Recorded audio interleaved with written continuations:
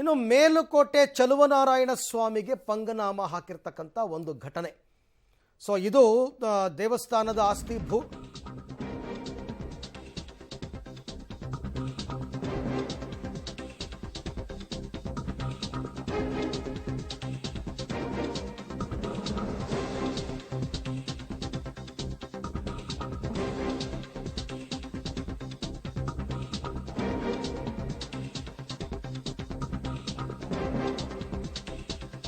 ಒಂದು ಕಡೆ ಶ್ರೀರಾಮ ಮಂದಿರ ಉದ್ಘಾಟನೆಗೆ ದಿನಗಣನೆ ಶುರುವಾಗಿದೆ.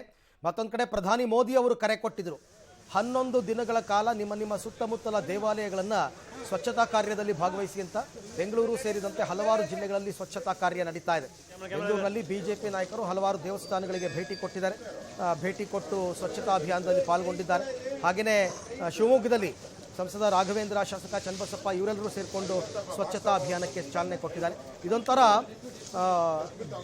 ಕರಸೇವೆ ಅಂತ